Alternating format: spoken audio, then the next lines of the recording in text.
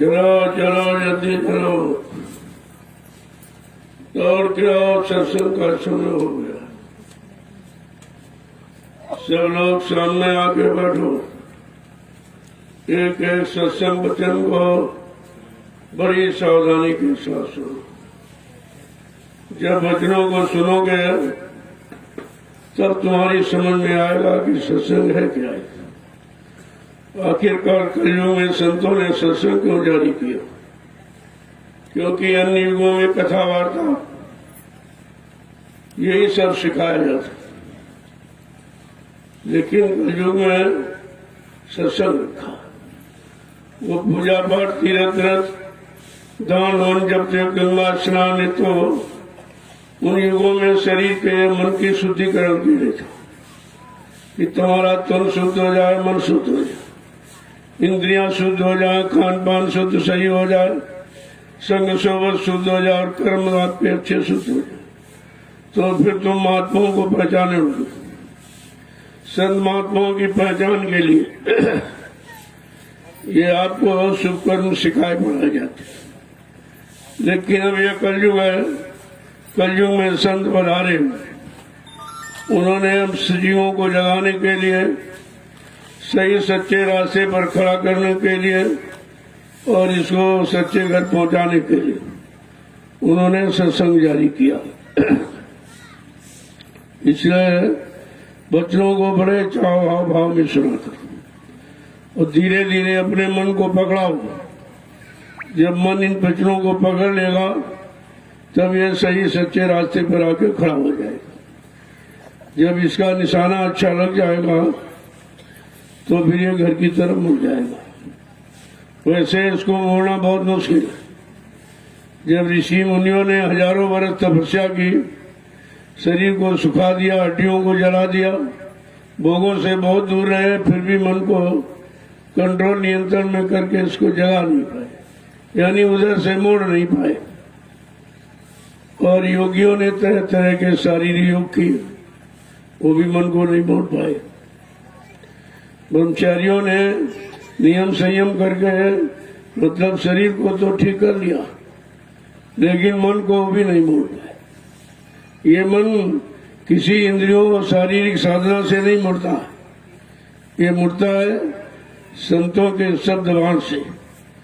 जागे लगी शब्द की चोट, जो भय सदगुरु की ओट, जिन्होंने सदगुरु का सहारा लिया और नाम बाण को आगे रखा, ये मन मूर्छित हो जाता है।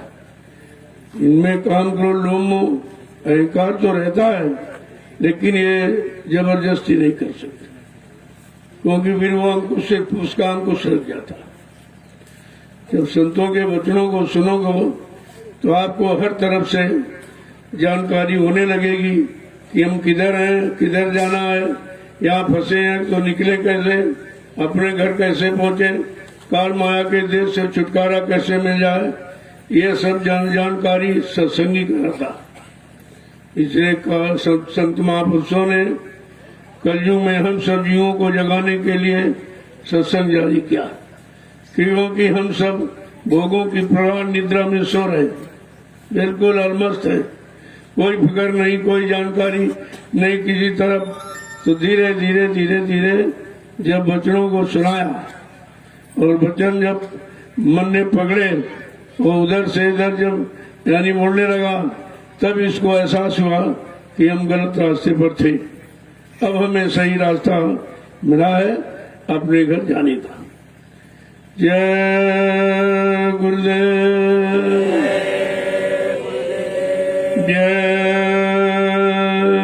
गुरुदेव, जय गुरुदेव, जय गुरुदेव। नाम किसका? प्रभु का। जय गुरुदेव। नाम किसका? प्रभु का। जय गुरुदेव। नाम किसका? प्रभु का। प्रभु का प्यारा नाम। जय गुरुदेव। सम्राटदाता दयालु पूज्य स्वामी जी महाराज, आज के इस प्रातःकालीन नैमिषारण्य की तपोभूमि पर लघु सत्संग में सम्मिलित होने वाले समस्त गुरासिक प्रेमीजनों, जीव का बड़ा सौभाग्य होता है तब संत महापुरुषों के दर्शन मिलते, उनको उनसे सही चर्चा अपने घर जाने की होती है। इसीलिए महापुरुषों ने कहा, पुण्य पुंज बिन मिले न संता, संत बिना सूझे नहीं पंथा, बिना पुण्य कर्मों के संस्कारों ये सत्संग नहीं मिलता। आप नहीं आए हो, आपको आपके पुण्य कर्म घसीट के ले आए। तुम्हारा मन कहाँ सत्संग के लिए तैयार होता, तुम्हारा मन कहाँ भजन करने के लिए तैयार होता, तुम्हारा मन कहाँ यानी परमार्थी सेवा में लगने के लिए तैयार होता। ये तो जबरदस्ती आपसे कराया जा रहा। किसी तरह करके धीरे धीरे धीरे इस शैतान मन को मोड़ लो और भोगों से हटाकर नाम योग की साधना में लगा। उधर भोग है, इधर योग है। देखो कितना अंतर। उन भोगों से हट करके नाम योग में लगना है, नाम योग की साधना करना है। और कलयुग में कोई साधन नहीं। पिछले साधन जितने थे युगों के सब निषेध कर दिए महात्माओं, महापुरुषों ने सब निषेध कर दिया। कहा ये तुम्हारे बस की बात नहीं है, क्योंकि शरीर अब कमजोर है। भोगों में फंसकर इतना कमजोर हो गया कि उम्र केवल 100 वर्ष की रही।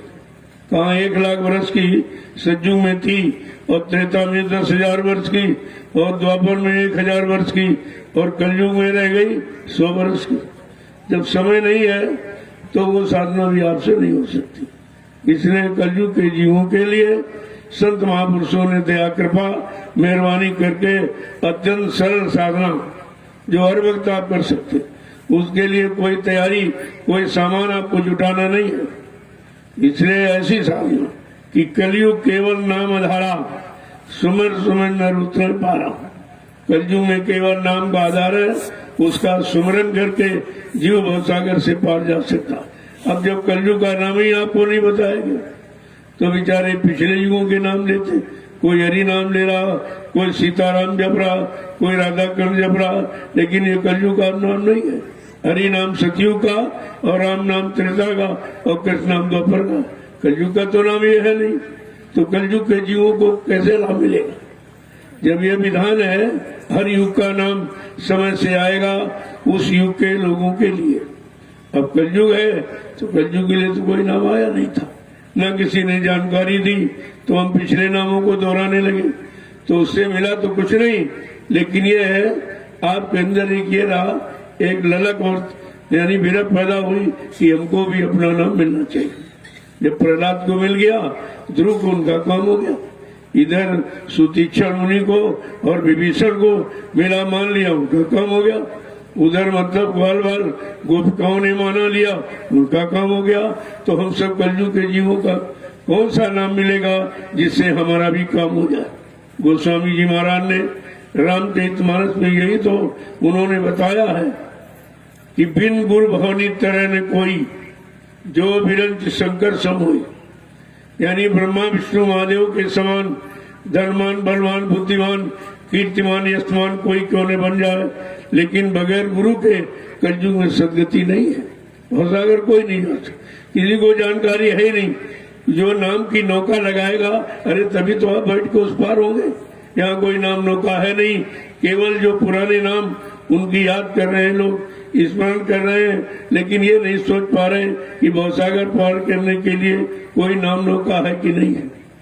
सम्राट सतगुरुदाता दयालु बाबा जय गुरुदेव जी महाराज ने ये नाम की नौका लगा दी और कहा, इस पर तुम बैठ जाओ विश्वास के साथ, मैं तुमको तुम्हारे घर पहुंचा दूं। इतना बड़ा वादा ये किसी नाम ने, हरि नाम ने, राम नाम ने, कृष्ण नाम ने वादा नहीं किया। लेकिन कलयुग में जय गुरुदेव प्रभु का नाम है, ये प्रभु का वादा है कि मैं तुमको तुम्हारे घर पहुंचा दूंगा, क्योंकि मैं तुम्हारे घर से ही आया हूँ। पूरी जानकारी लेके आया हूँ, जो तुम फंसे हो जानकारी देकर इससे भी निकालूंगा, और निकाल करके और सही सच्चे रास्ते पर खड़ा करके और नाम डोर सत्य डोर पकड़ा कर हम तुमको तुम्हारे घर पहुंचाएंगे। जब तक घर नहीं पहुंचा लूंगा मैं इस मानव शरीर को छोड़ के जाने वाला नहीं हूँ। तो वो कितनी बड़ी बात है। इतना परिचय देने के बावजूद भी बेचारे जीव शंका में चले। और जब छोड़ गए वो कह के गुरु जी मर गए, वो चले गए, तो वादा कौन पूरे करेगा? तुम्हारी जीवात्मा को कौन पहुंचाएगा? तुम्हें तो इस पर दुख प्रकट करना चाहिए कि इतने वादे हमारी जीवात्मा के लिए किए, एक भी वादे की भी शुरुआत नहीं हुई, तुम उस महापुरुष के जाने की शुरुआत कर रहे हो। ये समझदारी आपको होनी चाहिए। तो ये क्यों नहीं हुआ कि आपने सत्संग वचनों को पकड़ा नहीं था? पकड़ पर उन पर आप चले नहीं थे। चले होते तो कुछ न कुछ लाभ का अनुभव आपको जरूर होता, दया आपको मिल जाती। जब दया मिल जाती तो आपको कोई भूल भ्रम भटक में फंसा नहीं सकता था। तो सत्संग वचनों को आपने सुना तो, लेकिन मन ने स्वीकार नहीं किया, आप मन को नहीं पकड़ा पाए। अरे मन को पकड़ाओ, इसी को तो ठीक करना। ये पाजी अगर राजी हो जाए तो किसी बात की कोई भी जरूरत आप। इसी को समझाने के लिए संत महापुरुषों ने कितना प्रयास किया, इतनी मेहनत किया, परिश्रम किया, इतनी यातनाओं को सहा, ऐसे नहीं मिला। तो इसलिए महापुरुषों के दो वचनों को सुनो कि हम किसके पास कैसे पहुंचेंगे। हम देवलोक पहुंचकर देवी देवताओं का सच्चा दर्शन कब कैसे करेंगे? हम ब्रह्मलोक और विष्णु शिव शंकर लोग पहुंच करके हम उनका दर्शन दीदार कैसे करेंगे? हम साकेत लोग कैसे पहुंचे तो भगवान राम का साक्षात्कार हो जाए? हम कृष्ण लोग कैसे पहुंचे? जब तक उनके लोग घर मंडल मुकाम नहीं पहुंचेंगे तब तक उनका दर्शन दीदार नहीं होगा। यहाँ तो केवल एक परिचय दे दिया गया आपको, और एक उदाहरण के तौर पर एक पत्थर का कागज का बना के बता दिया गया कि इसे हो। यद्यपि भी सब ये गलत सही नहीं है, लेकिन समझाने के लिए कोई न कोई तो प्रमाण रखना ही पड़ता। जैसे बच्चा स्कूल जाता, अध्यापक ब्लैक बोर्ड पर गाय का चित्र बनाता। अगर बच्चा कहते मास्टर साहब ये दूध देने वाली गाय है, तो मास्टर कहेगा नहीं, ये दूध देने वाली गाय नहीं है, दूध देने वाली गाय का चित्र है। ठीक इसी तरह से ये पत्थर की मूर्ति और कागज कैलेंडर का ये भगवान और मतलब यानी ब्रह्मा विष्णु महादेव देवी देवता नहीं है, ये उनको उनके बताने समझाने का आधार है। जब ये नकली ऐसा है, असली कितना अच्छा हो। तो ये तो काल्पनिक लोगों ने मन गढ़ंत करके ये सब बना दिया कि किस तरह से लोगों को इधर मोड़ा जाए। केवल मोड़ने का आधार, मिलने का, पाने का, लाभ लेने का आधार नहीं था। तो जरा महापुरुषों के दो वचन सुन लीजिए तो आपकी समझ में आ जाएगा कि हमें इनको कैसे प्राप्त करना है। अब पूजा तो हमने देवी देवताओं की की, लेकिन कोई देवी देवता मिले आज तक? इतने वर्षों से कर रहे हो, कोई मिला? ब्रह्मा विष्णु महादेव के नाम ले रहे हो, पूजा कर रहे हो, उनको सम्मान दे रहे हो, सामान भी भेंट कर रहे हो, लेकिन वो मिले? रामकृष्ण के नाम ले रहे हो, सम्मान कर रहे हो, सब कुछ कर रहे हो, लेकिन उनका दर्शन दीदार हुआ? कहते नहीं हुआ। फिर ये कैसे होगा? कहते भेदी, यानी कोई जानकार मिल जाए जो ब्रह्मलोक और शिवलोक और विष्णु लोक, राम साकेत लोक, कृष्ण के गोलोक में गया हो, देवी देवताओं के देवलोक में पहुंचा हो, जिसने इनका दर्शन दीदार किया हो। अगर वो मिल जाए तो इन सब का दर्शन करा देंगे। तो देखिए किस तरह से महापुरुष समझाते हैं, कैसे खोल के कह रहे हैं, लेकिन हम आप समझ नहीं पाते बच्चों क्या इशारे के लिए क्या कह रहे हैं। कैसे के शंभु मनाऊं, कैसे के शंभु मनाऊं, बिना गुरु वेद न पाऊं। कैसे के शंभु मनाऊं, बिना गुरु वेद न पाऊं। कैसे के शंभु मनाऊं, बिना गुरु वेद न पाऊं। कैसे के शंभु मनाऊं, बिना गुरु वेद न पाऊं। कहते लोगों ने कहा तो ये ब्रह्मा है, विष्णु है, महादेव है, इनको हम कैसे प्राप्त करूं जो उनको खुश कर दूं। पूछ करके उनसे कुछ प्राप्त कर लूं। कहते हैं ये सब भेद, ये जानकारी बिना गुरु के कोई नहीं जानता। वो भी जो गुरु वहां पहुंचा हुआ, जिसने उन मंडलों मुकामों को देखा हो, वो मिल जाए तो हमें आपको मंडलों में पहुंचाकर शंभु शिव जी का दर्शन करा देगा, कृष्ण का दर्शन करा देगा, राम से भी मिला देगा, ब्रह्मपार ब्रह्म महाकाल सब से मिला देगा। लेकिन बिना वेदी के कोई काम नहीं होगा। तो कैसे इनको मनाऊं, कैसे खुश करूं? वहां पहुंचू तब तो उनको देखूं तो वो है कैसे, उनकी शकल सूरत कैसे, वो किस तरह से, किस मतलब यानी चीज से वो मानेंगे। आगे क्या कह रहे हैं? युगन युगन से भर मत डोलू, युगन युगन से भर मत डोलू, युगन युगन से भर मत डोलू, युगन युगन से भर मत डोलू। ये दुख काहे सुनाऊं, ये दुख काहे सुनाऊं, बिना गुरु भेद न पाऊं। ये दुख काहे सुनाऊं, बिना गुरु भेद न पाऊं। ये दुख काही सुनाऊं, बिना गुरु भेद न पाऊं। ये दुख काहे सुनाऊं, बिना गुरु भेद न पाऊं। कैसे के शंभो मनाऊं, बिना गुरु भेद न पाऊं। कैसे के शंभो मनाऊं, बिना गुरु भेद न पाऊं। योगिया बिना कौन योग सिखाए, योगिया बिना कौन योग सिखाए। योगिया बिना कौन योग सिखाए। योगिया बिना कौन योग सिखाए। योगिया पर कैसे मैं जाऊं, योगिया पर कैसे मैं जाऊं, बिना गुरु भेद न पाऊं। योगिया पे कैसे मैं जाऊं, बिना गुरु भेद न पाऊं। योगिया पर कैसे मैं जाऊं, बिना गुरु भेद न पाऊं। योगिया पे कैसे मैं जाऊं, बिना गुरु भेद न पाऊं। कैसे के शंभु मनाऊं, बिना गुरु भेद न पाऊं। कैसे के शंभु मनाऊं, बिना गुरु भेद न पाऊं। मथुरा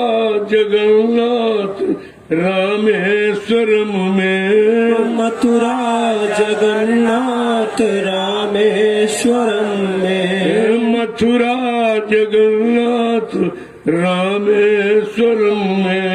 मथुरा जगन्नाथ रामेश्वरम में। भटकी भटकी बहुआऊं, भटकी भटकी बहुआऊं, बिना गुरु भेद न पाऊं।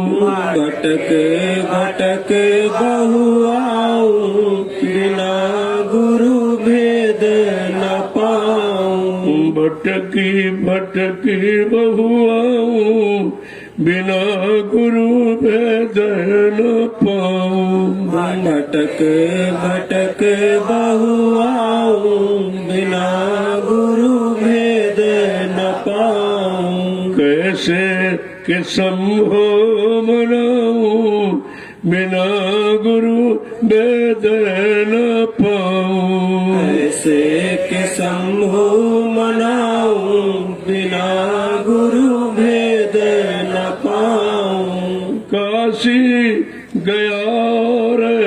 बहुत विधि कीने। काशी गया और बहुविधि कीने। काशी गया और बहुविधि कीने। काशी गया और बहुविधि कीने।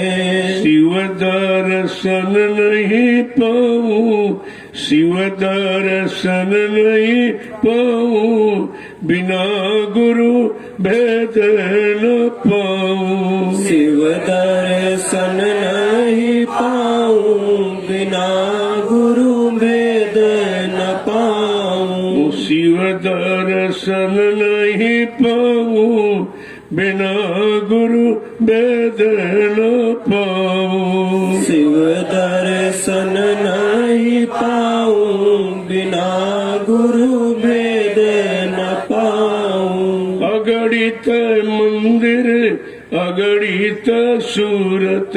अगणित मंदिर अगणित सूरत। अगणित मंदिर अगणित सूरत। अगणित मंदिर अगणित सूरत। पर बहु माथ झुकाऊं, पर बहु माथ नवाऊं, बिना गुरु भेद न पाऊं। पर बहु माथ नवाऊं, बिना गुरु भेद न पाऊं। बहुविधि माथ नवाऊं, बिना गुरु भेद न पाऊं। बहुविधि माथ नवाऊं, बिना गुरु भेद न पाऊं। कैसे के शंभो मनाऊं, बिना गुरु भेद न पाऊं। कैसे के शंभु मनाऊं, बिना गुरु भेद। देखो किस तरह से कहते हैं, काशी गया गया गया यहाँ गया वहाँ। कहीं पर शंकर जी का दर्शन नहीं। कोई पत्थर में बता रहा, कोई कागज कैलेंडर में छाप के कह रहा ये है, कोई पानी में, कोई मूर्त में, कोई सूरत में, लेकिन मिले कहीं दर्शन कहीं नहीं हुआ। यानी सारा समय व्यर्थ में चला गया। दर्शन तो जब होगा जब उनके घर मंडल मुकाम पहुंचो। अरे भाई किसी से मिलना है तो उसके घर जाना पड़ेगा, उसके आवास का निवास का पता लगाना पड़ेगा। कहते ये सब पता, ये सब जानकारी गुरु के पास है। वो गुरु रोज आता जाता है, इन मंडलों से रोज जाता रोज आता और सबको जानता है। यानी मतलब कहा वो जब गुरु वो भेदी मिल जाएंगे तब सबका दर्शन होगा। इसके पहले न ब्रह्मा मिलेंगे, न विष्णु, न शंकर जी मिलेंगे। केवल नाम आप रखते हो और ये जो पत्थर कागज कैलेंडर की मूर्त को गुरु कहते हो वो है, ये झूठ है। कहा ये सब कल्पना है, कल्पना झूठ होती है। आगे क्या कहूं, बहुत से मंदिरों में गया, मंदिर मस्जिद गिरजाघर गुरुद्वारा ये सब गए, सब में बैठे और सब में पूजा पाठ किया, लेकिन वो मिले नहीं। इसका मतलब वहां है, अगर होते तो मिलते। जब वो है ही नहीं तो तुम्हारे चिल्लाने से बुलाने से थोड़ी आ जाएगी।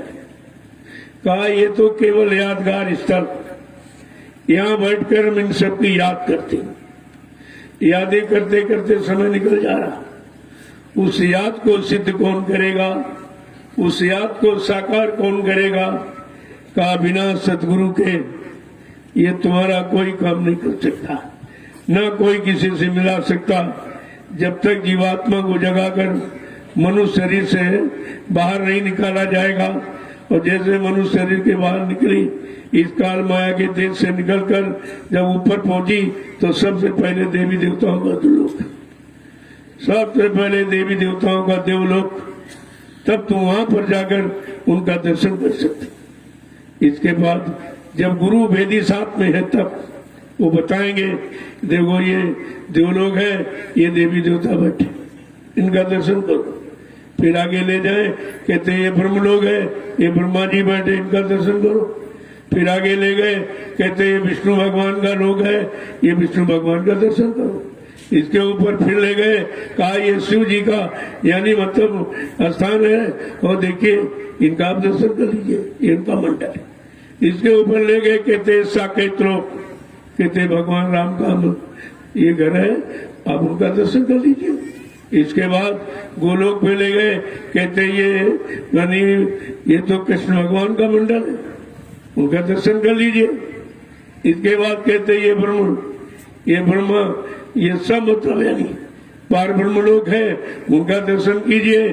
फिर ये काल का लोक है, फिर ये महाकाल का, इन सब का दर्शन कराते, लेकिन छोड़ेंगे कहीं नहीं, क्योंकि ये लोग जीवात्मा का लोक नहीं है, ये तो आने जाने वाले रास्ते हैं, और रास्ते पर ये चिन्ह है, रास्ते पर ये सब मंडल आपको मिलेंगे। जब नाम योग की साधना करोगे तो चल करके आप सबका दर्शन करोगे, लेकिन ये भेद बगैर सदगुरु के कोई नहीं दे सकता।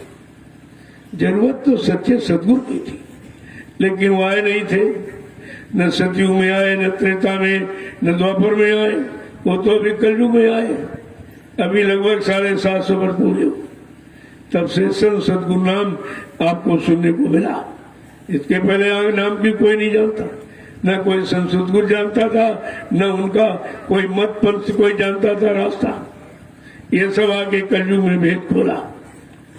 आगे क्या कह रहे हैं, अगणित मंदिर अगणित सूरत, तमाम तरह की मूर्तियां और मंदिर सब लोगों ने दिखाए बताए, लेकिन सच्चा दर्शन नहीं कराया।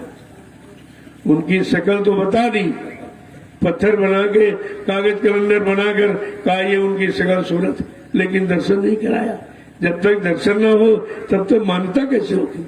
देखे बिन होए प्रतीति, बिन प्रतीत होए नहीं प्रीति। बिना देखे तो प्रेम होता ही नहीं, बिना देखे विश्वास नहीं होता, और बिना देखे आप किससे फरियाद करोगे, कौन तुम्हारी फरियाद सुनेगा, कौन तुम्हारे दुख दर्द मुसीबत को दूर करेगा। कहते बिना सच्चे सदगुरु के ये रास्ते कोई तय नहीं करा सकता, और किसी का कोई दर्शन नहीं करा सकता।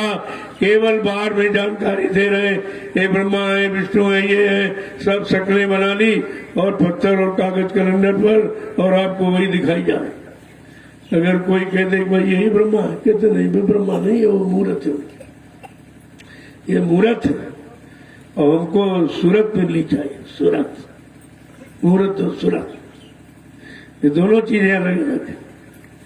आगे समझा के क्या कह रहे हैं कि बिल पत्र फल फूल विविधि विधि, बेल पत्र पर फूल विविध विधि, बिल पत्र फल फूल विविधि विधि, बेल पत्र पर फूल विविध विधि, भरी भरी भाव चढ़ाऊं, भरी भरी भाव चढ़ाऊं, बिना गुरु वेद न पाऊं। भरे भरे भाव चढ़ाऊं, बिना गुरु वेद न पाऊं। भरी भरी भाव चढ़ाऊं, बिना गुरु वेद न पाऊं। भरे भरे भाव चढ़ाऊं, बिना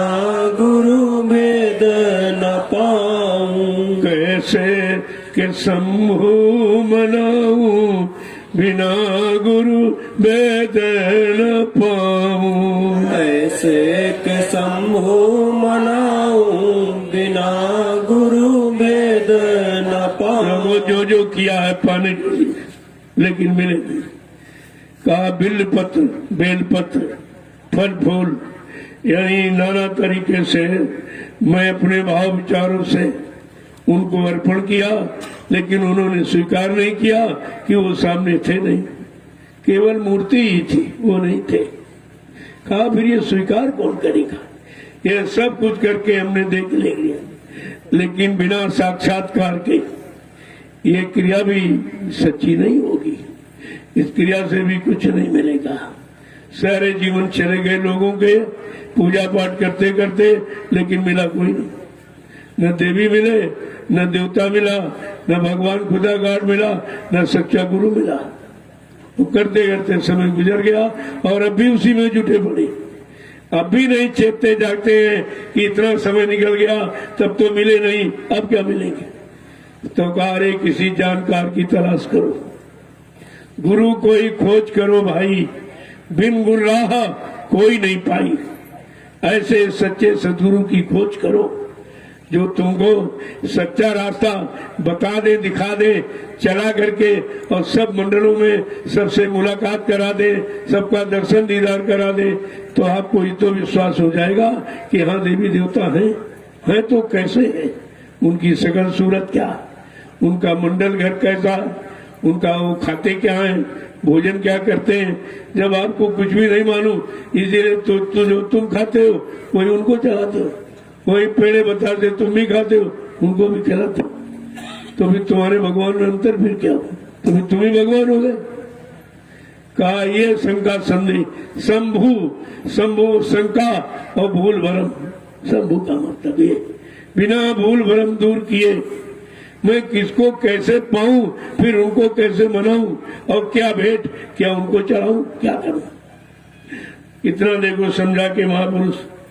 और क्या कह रहे हैं कि सब कुछ करी करी जब मैं हारूं, सब कुछ करी करी जब मैं हारूं, ये सब कुछ करी करी जब मैं हारा, सब कुछ करी करी जब मैं हारा, तब मैं सतगुरु को पाऊं, तब मैं सतगुरु पाऊं, बिना गुरु वेद न पाऊं। तब मैं सतगुरु पाऊं, बिना गुरु भेद न पाऊं। तब मैं सतगुरु पाऊं, बिना गुरु वेद न पाऊं। तब मैं सतगुरु पाऊं, बिना गुरु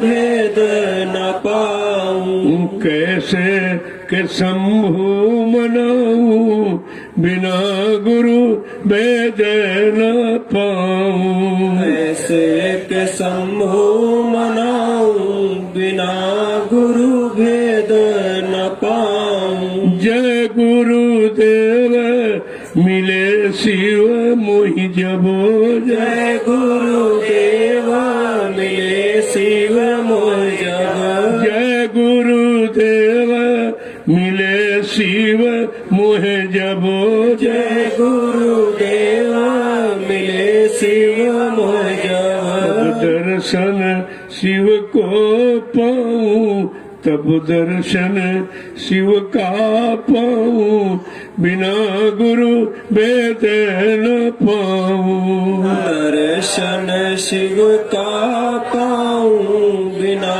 गुरु भेद न पाऊं। तब दर्शन शिव का मैं पाऊं, बिना गुरु वेद न पाऊं। अब दर्शन शिव का मैं पाऊं, बिना गुरु भेद न पाऊं। कैसे के शंभो मनाऊं, बिना गुरु वेद न पाऊं। ऐसे के शंभु मनाऊं, बिना गुरु भेद न पाऊं। कहते हैं जब जय गुरुदेव प्रभु मिले और प्रभु ने शिव का भेद बताया कि ब्रह्मलोक में ब्रह्मा जी, विष्णु लोक में विष्णु जी, शिवलोक में शिव जी, साकेत लोक में राम जी और गोलोक में कृष्ण जी है, देवी देवता देवलोक में है। ये सब भेद बताया और रास्ता भी बताया और उन्होंने हाथ पकड़कर चलाया और सब लोगों में जाकर उन लोगों के जितने मंडलाधीश सबका दर्शन कराया। कहा ये सदगुरु पर निर्भर है और ये काम कोई नहीं कर सकता। कितने युग निकल गए, पूजा पाठ करते, नाम को लेते, उनकी शक्लें पत्थर कागज पर देखते, कितना समय निकल गया लेकिन कोई मिला नहीं। जब तक मिलेगा नहीं तो संतुष्टि कैसे हो। हम आपको ये कहें रसगुल्ला मीठा होता, मुलायम होता, लाल होता, क्या सुनकर आप संतुष्ट हो जाओगे? एक व्यक्ति कहोगे अरे भाई सुनाना है कि कुछ खिलाना पिलाना भी है, यानी सुनाने से संतुष्टि नहीं होती। सुनाया जाता उनको पाने के लिए, जब तक वो मिलाने वाला नहीं मिलेगा तब तक ये तुम्हारा कहना और सुनना और ये सब लेना सब व्यर्थ ही हो गया। कितने युग निकल गए, लोगों को सीताराम चिल्लाते, राधा कृष्ण चिल्लाते, ओम हरि चिल्लाते, सब निकल गया, लेकिन कोई नहीं मिला। क्यों? मिलने की युक्ति नहीं बताई। अगर ऐसे में चिल्लाने लगे तो कैसे मिलेगा? अगर लड़की चिल्ला के हाँ पति है पति है पति है पति, तो कहाँ पति मिला? अरे पति को मिलाने वाला जो माध्यम है, जब तक वो नहीं मिलेंगे तब तक पति का साक्षात्कार कौन कराएगा? इसी तरह से ये सब है, लेकिन अपने अपने रूप में, बनी देवी देवता देवलोक में। ये है मृत्यु लोग, यहाँ कुछ नहीं, यहाँ कोई नहीं है, यहाँ केवल मृत्यु के हवाले। मृत्यु का राज्य है, हमें आपको एक दिन मृत्यु के हवाले हो जाना पड़ता। जन्म तो हो गया, अब ये जीवन कहाँ जा रहा है? मृत्यु के निकट। हम सब मृत्यु की तरफ चल रहे हैं, मृत्यु के निकट जा रहे हैं, और मिल जाएगी तो लेके चली जाएगी। लेकिन इस मृत्यु से हम कैसे बचे कि कभी भी मृत्यु लोक में आना ही न पड़े, और मृत्यु के हवाले होना न पड़े, और मरना भी न पड़े, यानी जन्म मरण से छुटकारा। ये कैसे होगा? का जब सच्चे सद्गुरु मिलेंगे। छोरन ग्रंथि जानी खगराया, विघ्न अनेक करे तब माया, छोरन ग्रंथि पाए जो कोई, तब या जीव कृतार्थ हो। जीव का कल्याण उद्धार जब होगा जो जड़ चेतन में गांठ लगा दी गई, वो खोलने वाला कोई मिलना चाहिए। जब खोल देगा तब जीवात्मा स्वतंत्र हो जाएगी, तब अपने घर को जाएगी। ऐसे कैसे जा सकती?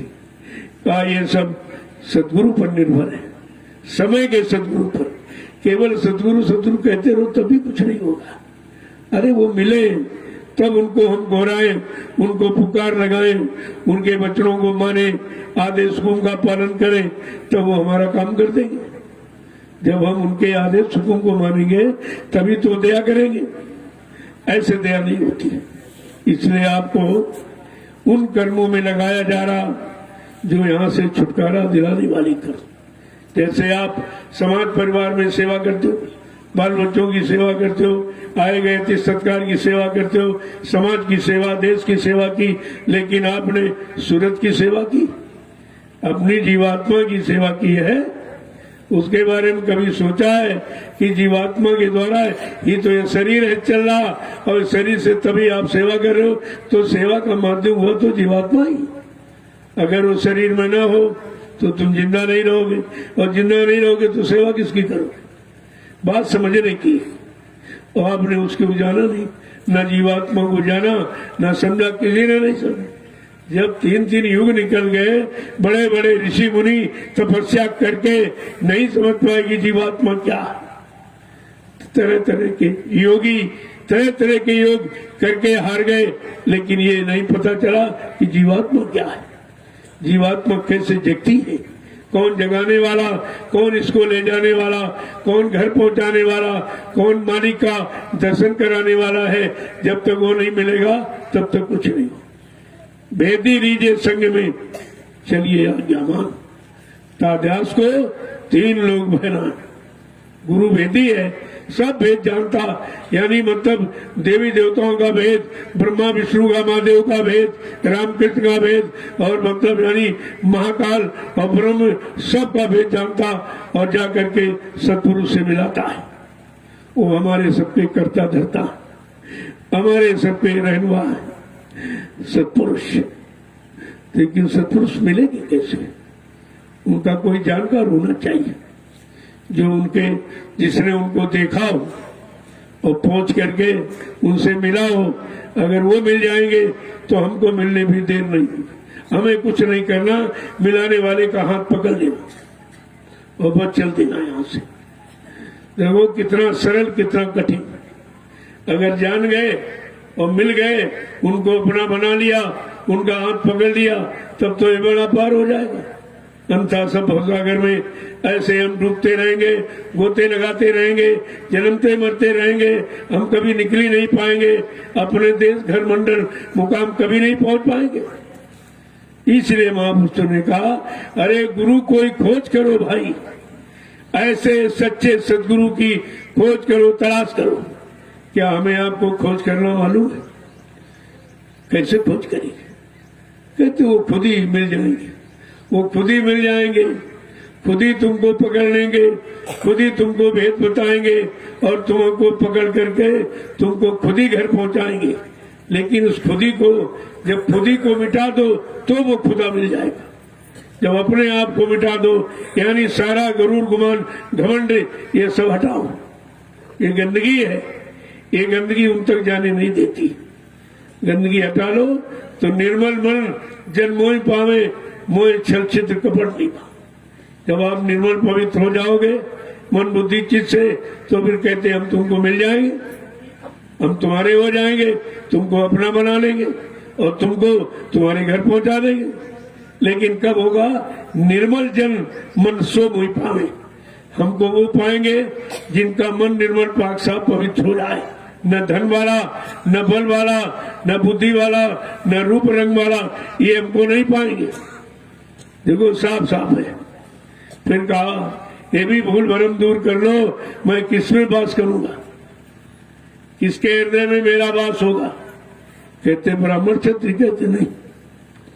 क्या कोई मंदिर बनाने वाला, पूजा करने वाला? कहते नहीं। क्या गंगा नहाने वाला? कहते नहीं।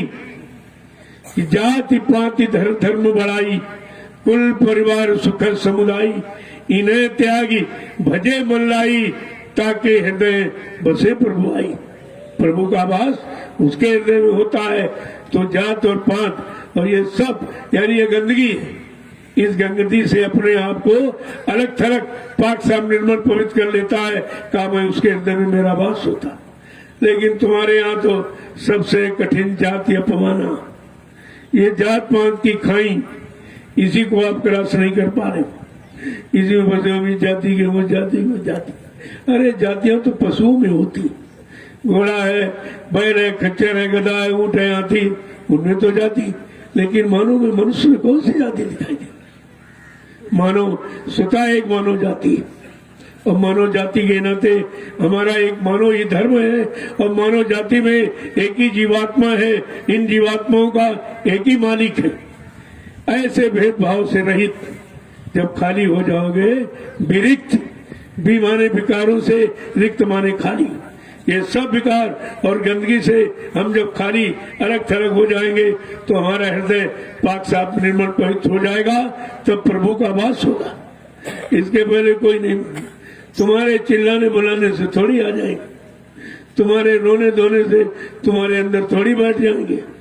वो तो निर्मलता और विनम्रता और शीलता और यानी सौम्यता और चरित्रता और निर्मलता, ये सब बनानी पड़ेगी, तब कहीं ये काम की शुरुआत होती। अब ये निर्मल पवित्र कैसे बनाया जाए? कहा इसके लिए कौन सा साबुन लगाया जाए, कौन से पानी नदी का प्रयोग किया जाए? कहते नहीं। बड़े साफ शब्दों में कहा, सत्संग जल जो कोई पावे, मैलाई सब कट कट जावे। जिस किसी को सत्संग रूपी सरता का जल मिल जाए, उस जल से ये हमारी गंदगी सब खत्म हो सकती है।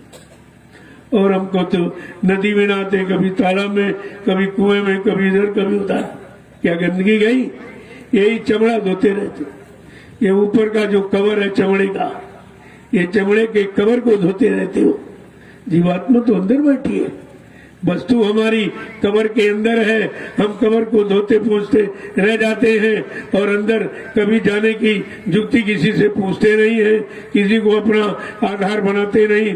तो ये शरीर सजाते और कितना समय निकल जाए। इसी को खिलाने पिलाने, इसी को सजाने में सारा जीवन चला जाता और ये कवर भी तुम्हारे हाथ नहीं लगता।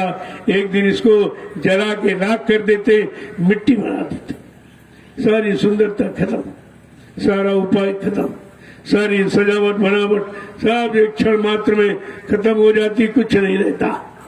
जब ये रोज आप देख रहे हो अपने परिवारों में, समाज में, गांव में, मोहल्ले में सब तरफ देख रहे हो कि आदमी जा रहा है, इसने सारा जीवन जमीन खरीदता रहा, मकान बनाता रहा, बच्चे पैदा करता रहा, ये सामान इकट्ठा, वो सामान इकट्ठा किया, रुपए पैसे, और कहते हैं तो खाली जा रहा, इसके साथ कुछ जा ही नहीं रहा। कहा भाई ये साथ जाने वाला सामान नहीं है, ये साथ जाने वाला सामान नहीं, ये केवल तुम्हारे प्रयोग के लिए था, वो भी सदप्रयोग के लिए। अगर दुरुपयोग करोगे तो इस शरीर की भी सजा आपको मिलेगी, कर्मों की सजा तो मिलेगी, लेकिन जो शरीर से किया तो शरीर को भी यानी सजा यहाँ मिलेगी। देखो कितना विचित्र विधान है, बिना संत महापुरुषों के ये तुम्हें कोई बता भी नहीं सकता। कभी आपने सुना है? हाँ, अगर कभी मौका मिला होगा तो आपने मथुरा दरबार में सुना, और कहीं।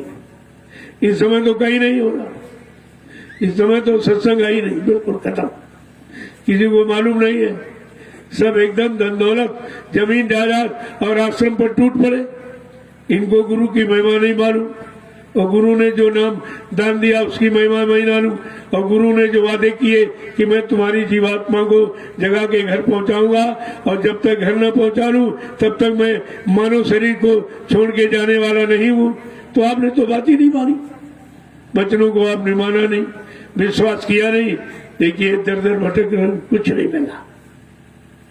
कम से कम नैमिषारण्य की तपोभूमि आपको सच्चा संदेश तो दे रही, मैं नहीं दे रहा हूं, ये तपोभूमि दे रही। ये कितना बड़ा इसका फल, कितनी इसकी गौरव गरिमा। गोस्वामी जी महाराज को इसकी गौरव गरिमा लिखकर बतानी पड़ी, और तो किसी ने बताया नहीं, क्योंकि संतों के सिवा बिना ऋषि मुनियों को भी कोई नहीं जान सकता इनकी पहुंच कहां तक, और योगियों को भी, ब्रह्मचारियों को भी नहीं जान सकता इनकी पहुंच पकड़ क्या है, अवतारी शक्तियों को भी नहीं जान सकता ये किस काम के लिए आए, कहाँ रहते हैं, और ये काम क्या करेंगे, इनका अधिकार कितना है, कहाँ सब तुम्हारा काम बनाएंगे। ये सब जानकारी सच्चे सदगुरु के पास, किसी के पास।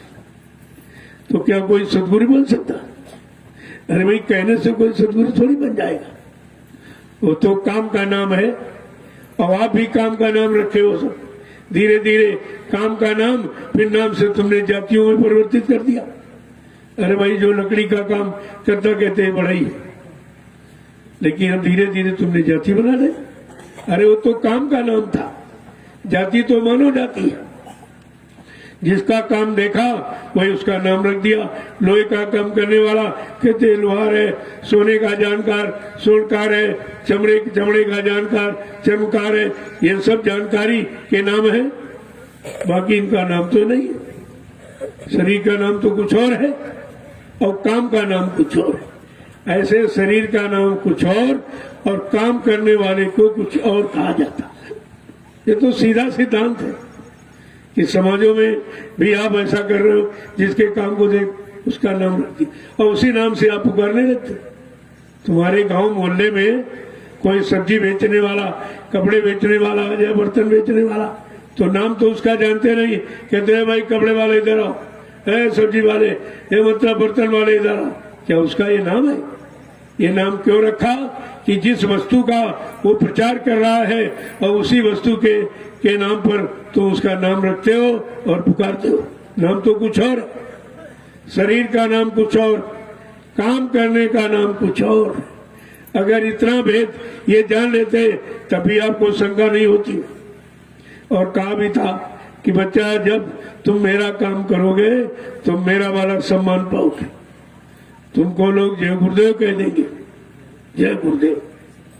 तुमको देखकर उनको प्रभु की याद आएगी और जय गुरुदेव उच्चारण कहेंगे, जय गुरुदेव वाला जा रहा। वो रामकृष्ण वाला नहीं कहेंगे, ये जय गुरुदेव वाला जा। कहा जब तुम जय गुरुदेव नाम लोगे, लोग तुमको हमारा कहेंगे। कितना बड़ा पुनत्व आप देखिए। ये अपनापन है कि लोग तुमको देखकर जय गुरुदेव बोलेंगे, यानी प्रभु का नाम बोलेंगे। जितनी बार तुम्हें देखकर जो जय गुरुदेव नाम बोलेगा वो लाभ तो तुम्हारे खाते में आएगा कि तुम्हें क्या देखकर लोगों को समय के प्रभु की याद आ गई। कितना बड़ा तुम्हारा नाम रख दिया गया, लेकिन ये काम का नाम है। शरीर का नाम अलग और काम का नाम अलग। तभी तो लोग कहा गुरु का काम करोगे तो गुरु कहलाओगे, जो भी काम करोगे वही कहलाओगे तुम, लेकिन तुम्हारा शरीर का नाम हो रहा है और काम का नाम हो रहा है। इसलिए कहा था तुम मेरा काम करो, तुम्हें मेरा वाला सम्मान नहीं करो, तुमको मुझे समझेंगे कि अगर ये ना था तो उनका भेद कौन देता, उनकी बात कौन बताता, उनके बारे में जानकारी कौन देता। इसलिए ये तो वही है। तब कहते साध गुरु में भेद नहीं, साधक में गुरु में कोई भेद नहीं। साध लखावे गुरु और गुरु लखावे साध, और साध गुरु में भेद नहीं।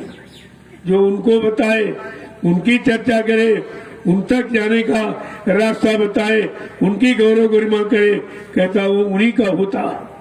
तभी कहा था सब घर भीतर साइया सुनी सेजन कोई, वाह घट धन सरायो जागत प्रगट हो। सब घट में का मेरी जीवात्मा विद्यमान है, लेकिन वो घट धन है जिस घट से मेरा संदेश प्रसारित होता। वो घट मेरा ही घट है, मैं अपने घर से ही संदेश देता हूँ।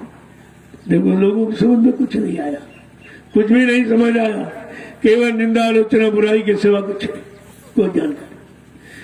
जय गुरुदेव, जय गुरुदेव, जय गुरुदेव, जय गुरुदेव। नाम किसका? प्रभु का। जय गुरुदेव। नाम किसका? प्रभु का। जय गुरुदेव। नाम किसका? प्रभु का। प्रभु का प्यारा नाम। जय गुरुदेव। हम लोग खड़े हो जाइए। तो इतनी अभी आलस है, अभी प्रमाद है, स्फूर्ति नहीं है। जब स्फूर्ति नहीं है तो चलने में देर होगी, पहुंचने में देर होगी उतनी ही। इसलिए बचनों को सुनकर इतनी स्फूर्ति पैदा करो कि कोई आदेश हुक्म हो जाए फौरन हाजिर हो जाए। पता नहीं कौन कौन कैसी दया हो जाएगी, पाप कर्मों की कितनी माफी मिल जाएगी, आपको तो ये मालूम नहीं। ये सब आदेशों से होता है। आदेश उस सत्य देश का संदेश है, उस सत्य देश जाने का संदेश ही आदेश है। तो जब आप ये समझोगे कि आदेश मेरे लिए हो रहा है, संदेश मेरे लिए हो रहा, जब उसे अपना काम समझोगे, अपना कर्म और कर्तव्य जान जाओगे तो अपने देश पहुंच जाओगे। जय गुरुदेव, जय गुरुदेव, जय गुरुदेव, जय गुरुदेव। जय गुरुदेव। नाम किसका? प्रभु का। प्रभु का प्यारा नाम। जय गुरुदेव। जोर से बोले, जय गुरुदेव। सब मिल बोलो, जय गुरुदेव। बोलना होगा, जय गुरुदेव। अभी से बोलो, जय गुरुदेव। दुख दर्द हरेंगे, जय गुरुदेव। सब कष्ट मिटेंगे, जय गुरुदेव। सुख शांति भी देंगे। जय गुरुदेव। सबके दाता, जय गुरुदेव। सबके मालिक, जय गुरुदेव। प्रेम से बोले, जय गुरुदेव। ये नाम नहीं इंसान का, ये नाम है प्रभु का। ये काम नहीं इंसान का। ये काम है प्रभु का। देखो नाम पूरी जानकारी दे रहा, कलयुग का जगाया। जय गुरुदेव प्रभु नाम कलयुग के जीवों को पूरी वादा, पूरी जानकारी दे रहा कि जो अन्य युगों में नाम आए, जो उन नामों ने काम नहीं किया, वो तुम्हारा हम सब काम करेंगे। ये नाम वादा करता काम का। तो हमें आपको समझ लेना चाहिए, जो मेरा काम करेगा वही मेरा नाम है, वही मेरी साधना है, वही उसी से मेरी प्रार्थना है, वही मेरे कष्ट मुसीबत आपत्तियों को दूर कर सकता। जय गुरुदेव। अब आप लोग सेवा में जाओ। यहाँ आए हो कि शरीर को मांझो, इसको रगड़ो, इसकी गंदगी जो कर्मों की चढ़ी हो धीरे धीरे खत्म हो जाए। तो अभी कुछ काम बाकी है। उधर सो बरसात होने लगी थी, मोरम पड़ी हो गई। आप उसको लाके यहाँ डाल दो। जो लोग नहीं जा पाए, नहीं कर पाए, उनको ये सेवा में नहीं, इसको जल्दी से कर दो। फिर इसके बाद कोई सेवा होगी तो आपको इशारा किया जाएगा। बाकी जो लोग करते जाओ वो करिए आप, तुम्हारे लिए वही सब कुछ है।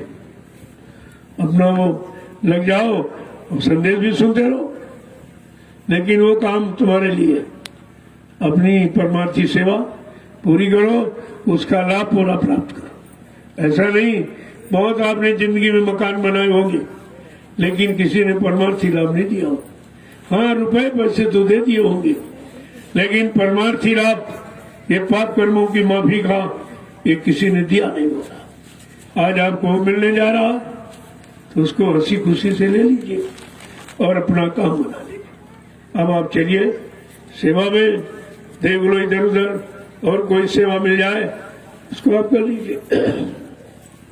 पहले वो सेवा पूरी करो जो बच गई है, क्योंकि उसका एक एक दाना तुम्हारी गाड़ी कमाई का। अपनी गाड़ी कमाई समझकर एक एक दाना वहां से ले आओ और यहाँ रख दो। ये सब तुम्हारे लिए और आने वाले लोगों के लिए वो आपका परमार्थ बन रहा। दोनों काम तुम्हारे साथ हो। तुम सेवा कर रहे हो, तुमको तत्काल लाभ मिल रहा है, और जो तुम्हारे सेवा से जो व्यवस्था बनेगी और उससे लाखों लोग भविष्य में लाभ उठाएंगे, ये आपका परमार्थी भाग बढ़ रहा। ये दोनों चीजें आपके साथ, पाप कर्मों की कटाई भी हो रही, उधर परमार्थी लाभ भी मिला आपको। जय गुरुदेव, जय गुरुदेव, जय गुरुदेव, जय गुरुदेव। नाम किसका? जय गुरुदेव। नाम किसका? प्रभु का प्यारा नाम। अब सब लोग चलिए, मैं आज आपसे शाम को मिलूंगा। कल तो बरसात की वजह से तो तुम्हारा प्रसाद डबल हो गया है, तो डबल प्रसाद आपको मिल जाएगा। प्रसाद आपको जरूर मिलेगा। वही तो तुम्हारी कमाई है, वही तुम्हारी औषधि दवा है, वो तो आपको दूंगा। जय गुरुदेव। पहले आप सेवा करो चल के, मैं आपका दर्शन करूं, क्योंकि सेवक का दर्शन बड़े सौभाग्य से होता। जितने गुरु सेवक हुए आज उन्हीं की पूजा। राम ने अपने गुरु वशिष्ठ विश्वामित्र के आदेश हुक्म का पालन किया, यानी सेवा की, तो आज उनकी पूजा हो रही।